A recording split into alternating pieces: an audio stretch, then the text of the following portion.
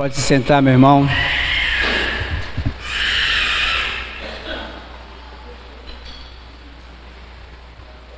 Nós vamos abrir nossas Bíblias em Marcos, capítulo 1, versículo 14 e 15.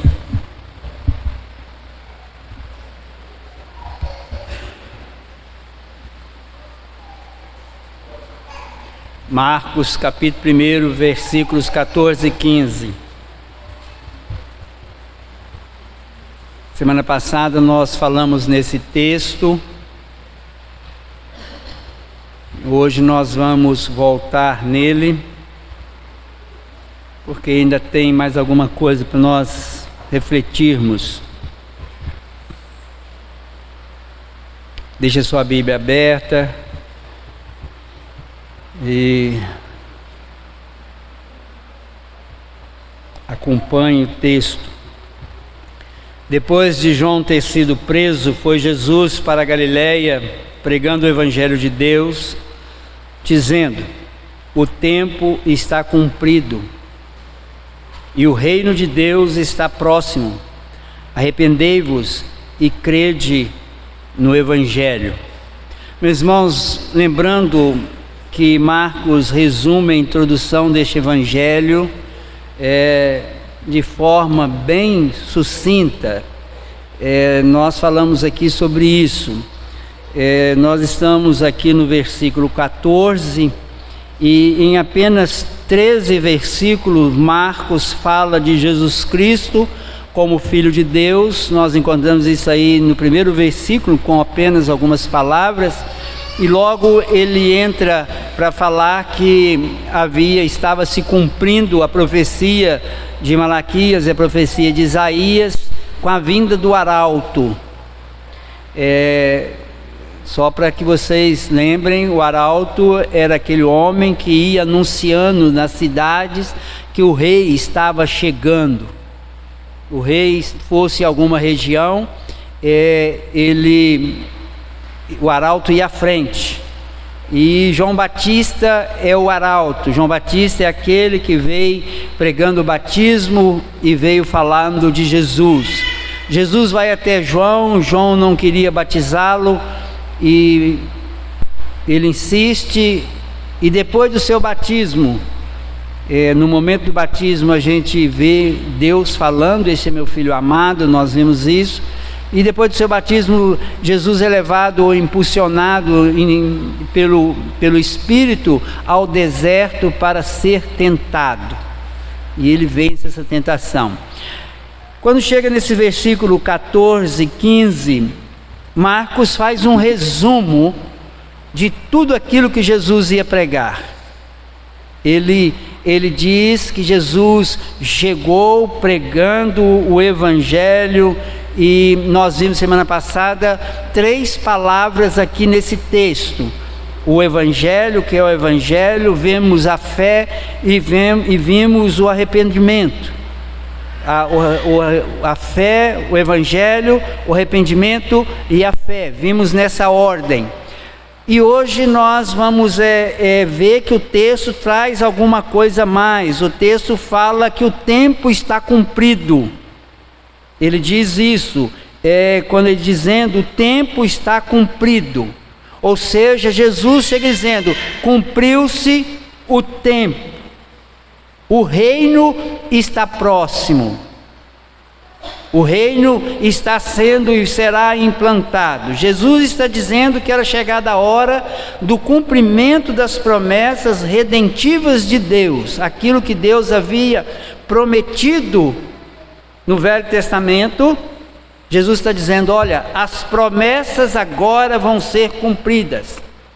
Se você lembrar aí do texto que lemos em Isaías capítulo 9, versículos 1 a 7, nós vimos lá exatamente essa promessa: na terra de Zebulon, de lá virá um. E Jesus ele está cumprindo essa promessa.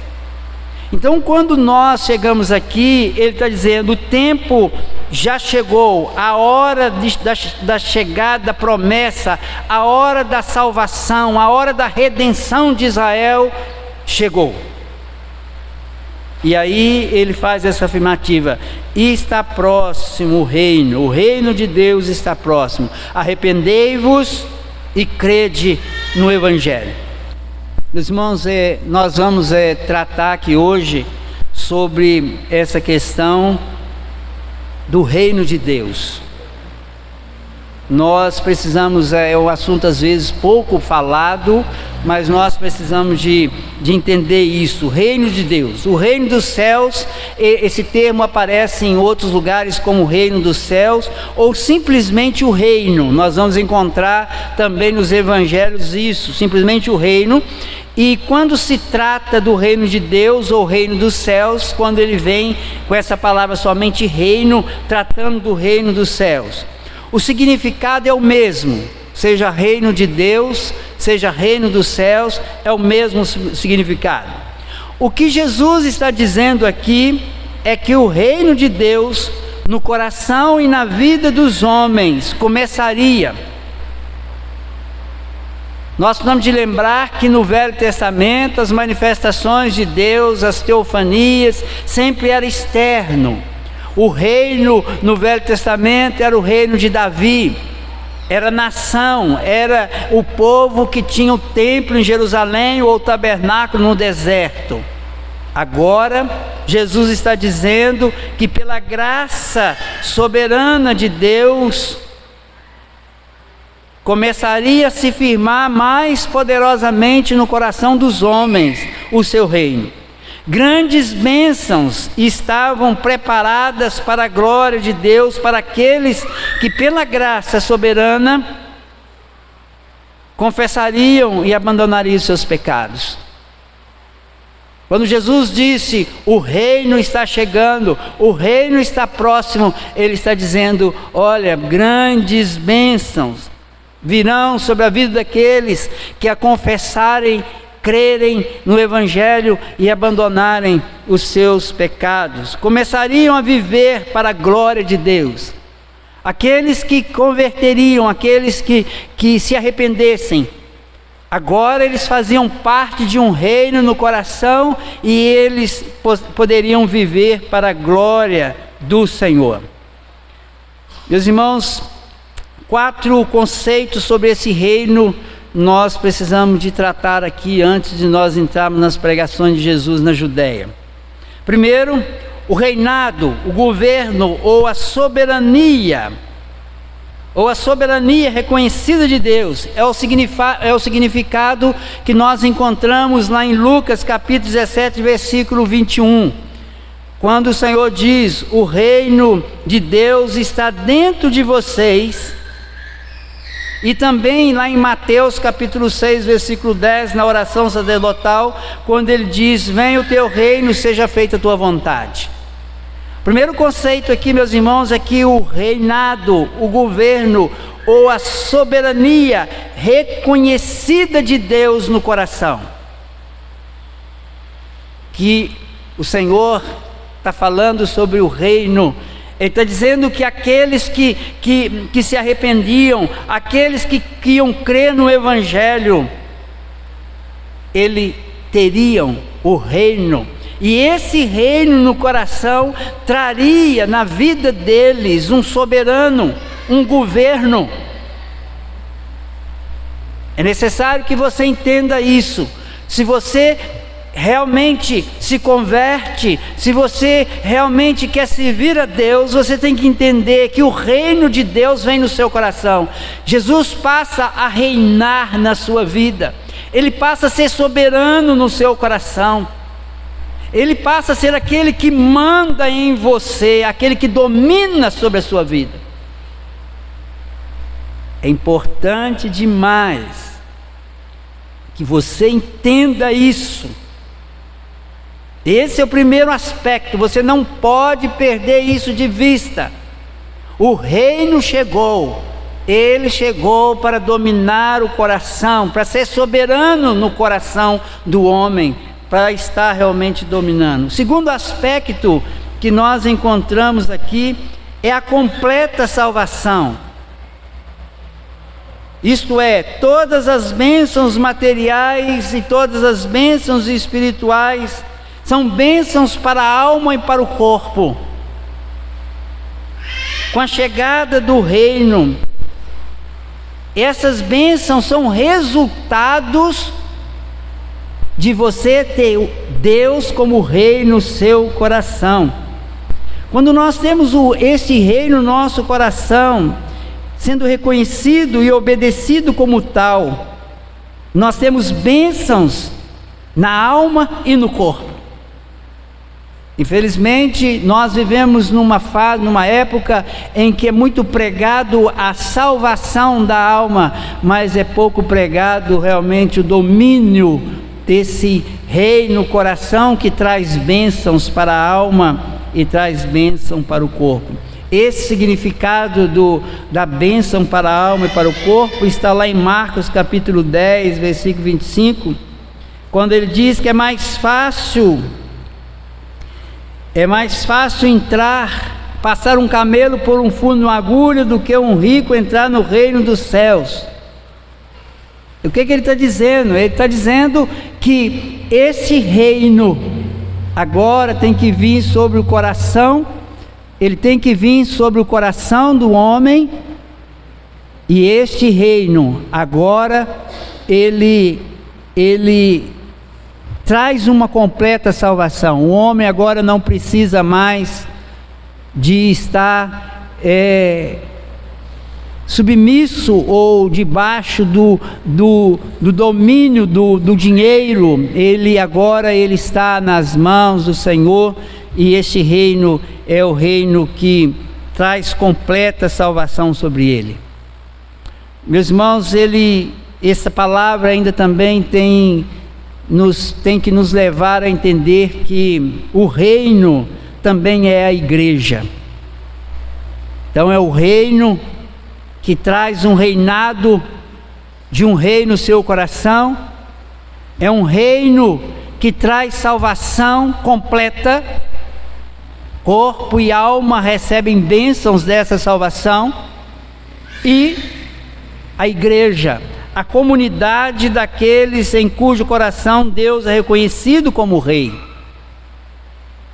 O reino de Deus é a igreja. Nós precisamos de ter essa visão de que a igreja é agora o reino. Quando usado nesse sentido, são quase equivalentes os textos, quando nós vemos que Mateus capítulo 16, versículo 18 e 19, quando ele diz: sobre esta rocha edificarei a minha igreja. Aí ele vai dizer no texto que eles iriam herdar o reino dos céus, e darei a vocês a chave dos reinos dos céus. Nós precisamos, meus irmãos, de entender que a vinda de Cristo, a morte de Cristo, veio implantar este reino que agora é a igreja. O reino que é a igreja do Senhor. E nós fazemos parte desse reino. Nós somos parte integrantes de um reino, uma igreja comprada pelo sangue do Cordeiro. No passado nós vimos o povo de Deus, a nação de Deus, os herdeiros de Abraão como nação. Agora Jesus diz: o reino é chegado. Mas já não existia o reino no Velho Testamento? Já não existia o reino de Israel no Velho Testamento? Mas Jesus está dizendo: a promessa que está lá em Isaías agora é chegada a vocês. O reino foi chegado. Então, meus irmãos, essa é a terceiro aspecto que você precisa entender. Se você realmente arrependeu, se você realmente creu no Evangelho, se você tem fé, se você realmente entende o que é a obra de Cristo no seu coração, você vai entender que você agora faz parte de um reino, a igreja, o povo do Senhor, aqueles que o Senhor comprou com o seu sangue. Em quarto lugar, quarto aspecto desse texto, quando ele diz que o tempo está cumprido e o reino de Deus está próximo, é o universo redimido. Irmãos, haverá novo céu e nova terra. O novo céu e a nova terra com toda a sua glória. Algo ainda no futuro, algo ainda que acontecerá. O reino é implantado no seu coração para a sua salvação. Jesus está governando sobre a sua vida. Você se torna membro de uma igreja porque você foi comprado para ser desta igreja salva. E este reino, ele será finalmente implantado com os novo céu e nova terra, com toda a sua glória. E nós vamos ver isso lá em Apocalipse, que o Senhor fala sobre isso. E ele vai falar sobre isso também em Mateus capítulo 25, versículo 34, quando ele diz que nós vamos herdar o reino preparado para nós. Ele fala isso lá em Mateus capítulo 25, versículo 34. Meus irmãos, esses significados estão conectados todos um ao outro. Eles provêm da ideia central do reino de Deus. Você precisa de entender que esse processo que nós vivemos ainda neste mundo é a implantação desse reino, aonde nós temos um rei que tem que governar, não civilmente governar num país ou governar num trono qualquer, seja em Jerusalém, seja em Brasília ou qualquer outro lugar. Não é isso que tá sendo dito. Ele tem que governar soberanamente sobre o seu coração. Ele tem que mandar na sua vida. Ele tem que dirigir a sua vida. Essa é a implantação do reino. O reino dele no seu coração. Ele te dá a completa salvação de alma, de corpo. E as bênçãos vêm sobre a sua vida, porque agora você está debaixo do domínio de um rei. Você é colocado numa igreja, no meio de um povo. Você é enxertado na oliveira verdadeira. Você é colocado dentro desse povo como igreja, caminhando. Nós cantamos com coragem, na coragem do Senhor. Não importa se vamos ter momentos de dor, momentos de tristeza, mas nós temos que entender que nós estamos caminhando para finalmente vivermos nos novos céus, nova terra, porque é a implantação desse reino. Ladrão na cruz entendeu isso quando ele diz: quando vieres no teu reino, lembre-te de mim. Lembre-te de mim. Quando o Senhor vier no reino do Senhor. Meus irmãos, herdar o reino preparado, isso significa que todas essas coisas estão conectadas. Jesus fala da obra da salvação como um reinado, ou reino do céu, para indicar o caráter, a origem e o propósito desse reino. Jesus, quando ele está tratando do reino, ele está falando do caráter desse reino, que reflete o caráter de Deus. Nós falamos isso muito lá na carta de João. Por isso ele diz: arrependei-vos. Esse é o caráter do reino, o propósito sobrenatural, a origem do reino. Esse reino originou no céu e termina no céu. A origem é no céu. Origem em Deus, na eternidade, e termina no céu. Começa lá e termina lá. Essa é a origem e o propósito sobrenatural, o propósito de transformar as nossas vidas, nos levar a um novo nascimento, nos levar a uma mudança de vida e de atitude para a glória do nome do Senhor. Pequeno texto que nos ensina algumas coisas também relacionadas com Deus. Que Deus, meus irmãos, antes de tudo, Ele é soberano. Só fala de reino aquele que é rei. Então nós precisamos de entender que Jesus, quando ele diz que o reino está próximo, ele está dizendo: eu sou o rei. E é isso que esse texto nos ensina. Um reino sem rei não é reino.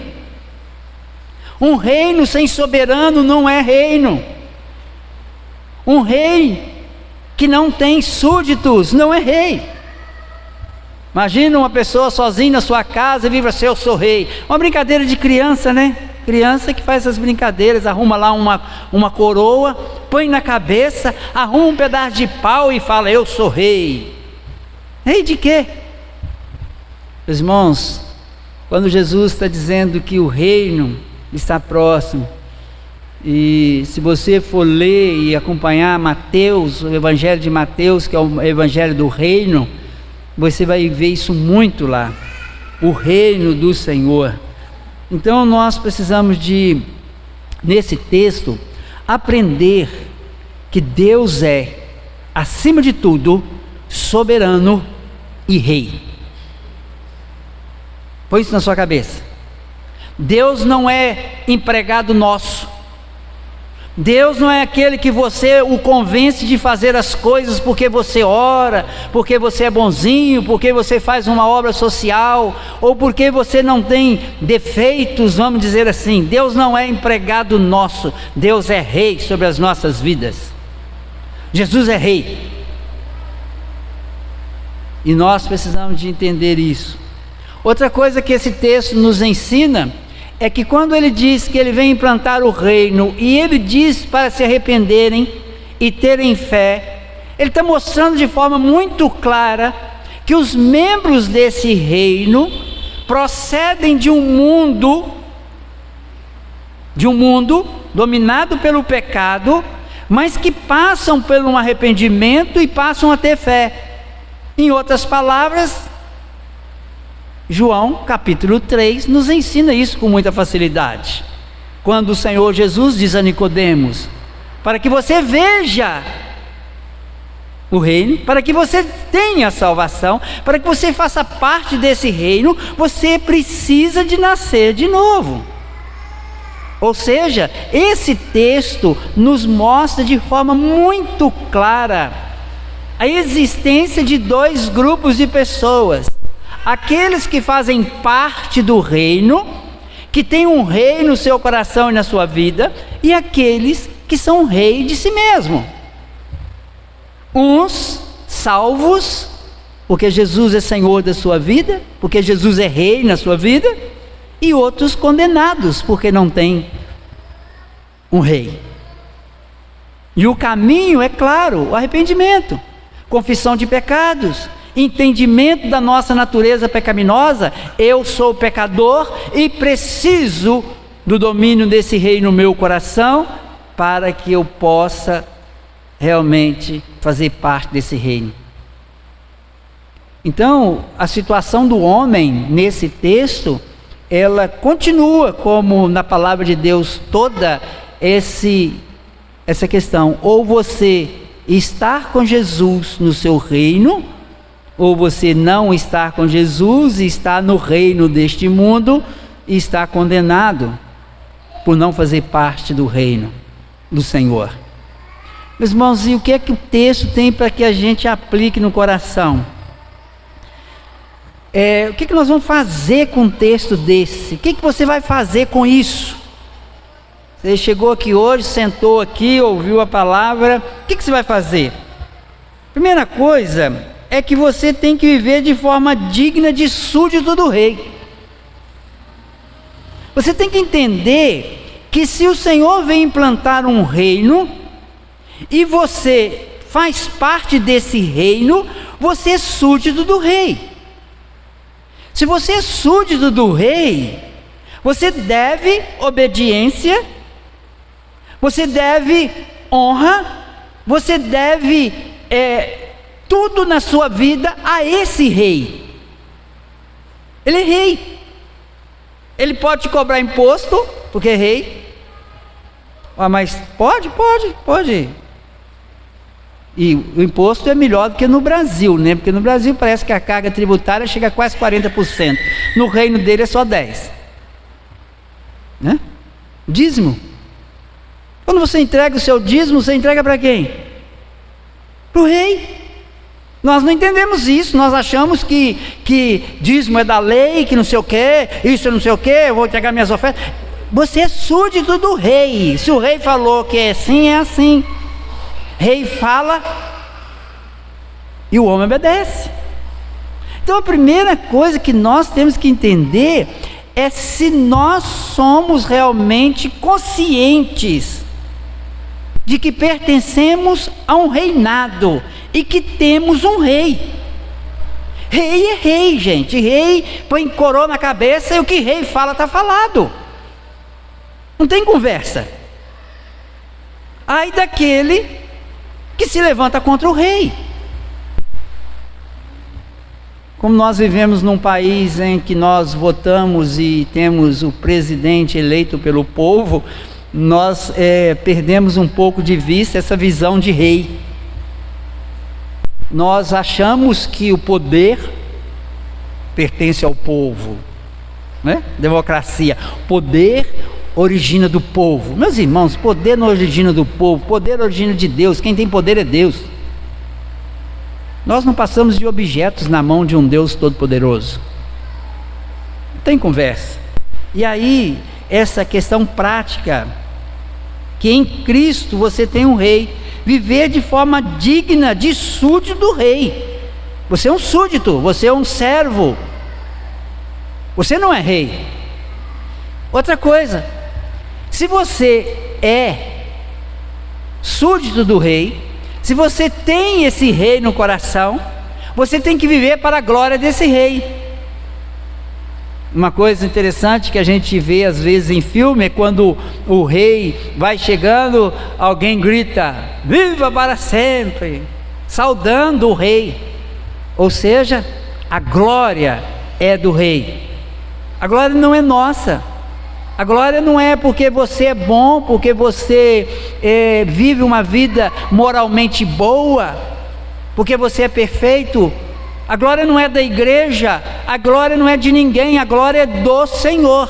A Ele toda a honra e toda a glória.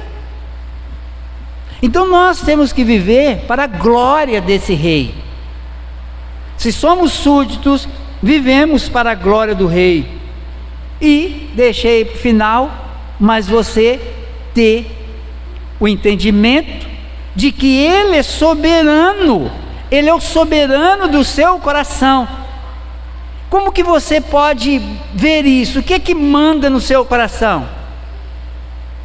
Se o que manda no seu coração é o seu trabalho, é a sua família, é o dinheiro, é a prosperidade, Ele não é rei no seu coração. Ele, para ser rei no seu coração, lá não pode existir outro rei. Não pode, ninguém pode servir a dois senhores. Ninguém pode ter dois reis no coração. Não existe isso. Não existe um país com dois reis. Ai, qual rei que eu vou seguir? Ah, eu obedeço de cá, e você, obedeço de lá. Meus irmãos, não existe isso. No nosso coração também não existe. Ou Ele é rei no seu coração, ou você é rei do seu próprio coração. Ou o seu coração pertence a Ele como rei, ou Ele pertence a você. E se Ele pertence a você, eu tenho uma triste notícia para te dar: você está condenado ao inferno. Porque a sua natureza é pecaminosa, Ele te odeia, porque você não é súdito dele.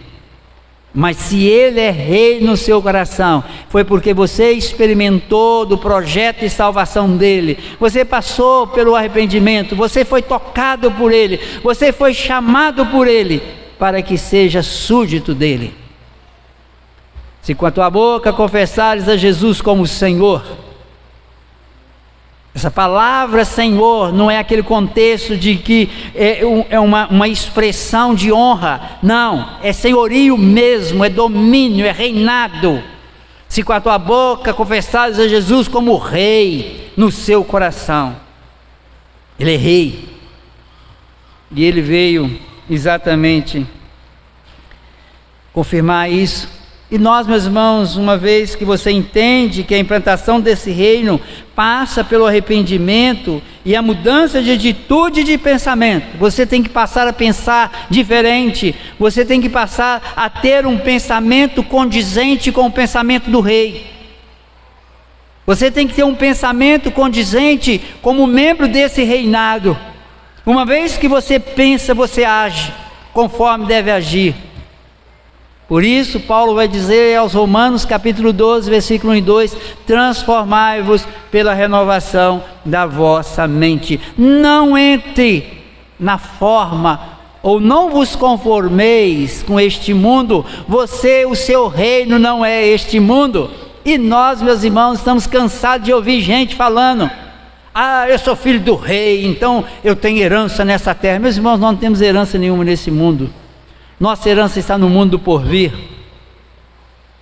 A nossa herança é aquilo que Ele foi preparar para nós. Ele disse: eu fui preparar lugar, vocês vão se assentar na mesa comigo. Nós não temos herança neste mundo. Nós estamos aqui servindo um rei no nosso coração. E o reino agora não é mais aquele reino visível de um trono. Alguns ainda acreditam que vão ter um reino assim. Meus irmãos, Jesus veio implantar um reino espiritual e nós devemos esperar isso e viver isso para a glória do Senhor. Eu quero concluir fazendo duas perguntas. Qual seu entendimento sobre o reino de Deus?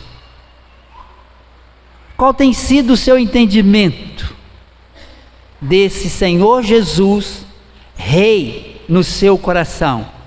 Qual tem sido o seu entendimento sobre o Senhor Jesus como soberano no seu coração? Como é que você entende isso? Você é aquele tipo de pessoa que diz assim: amanhã eu vou fazer isso, amanhã eu vou fazer aquilo, hoje eu vou fazer aquilo, meu projeto é esse. Aí você vira para o rei e fala: Rei eterno e soberano, aprove o meu projeto.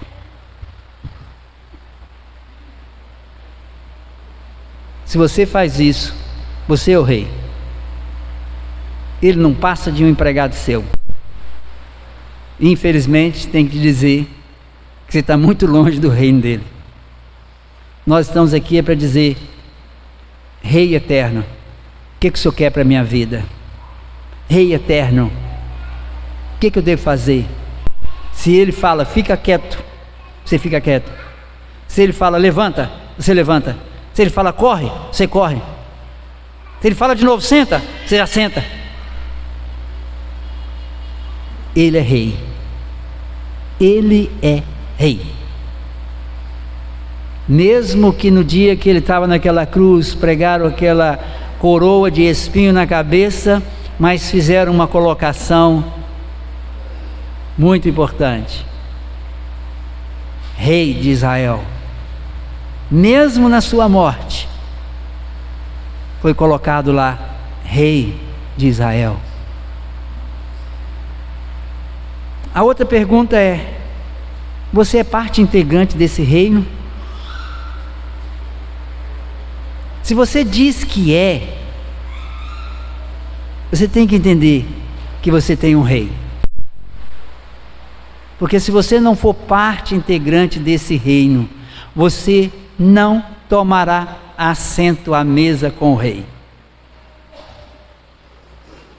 Lembram da parábola das bodas do cordeiro? Em que aqueles que tinham vestes sacerdotais entraram, mas um entrou meio mal vestido e foi colocado para fora. Aquela parábola serve para nos mostrar que somente aqueles convidados e aqueles que foram vestidos com a nova veste do Cordeiro é que poderão entrar neste reino. Que o Senhor esteja abençoando a sua vida, que o Senhor esteja realmente tocando no seu coração, para que você entenda que se você quiser fazer parte neste reino, você tem que começar aqui. tem que ser agora. Você tem que dizer para o Senhor: Senhor, traz arrependimento no meu coração, seja rei na minha vida, seja rei na minha vida. O Senhor manda e eu obedeço. O Senhor manda e eu faço, e eu vou viver para a tua glória. Isso é ter um rei no coração. E só assim nós poderemos estar com Ele no reino eterno, que Ele voltará para terminar de consertar todas as coisas. A Ele toda a honra e toda a glória, a esse Rei de amor, de bondade, de misericórdia, mas Rei justo, que te conhece e me conhece. A Ele toda a honra e toda a glória. Vamos ficar de pé e vamos orar ao Senhor.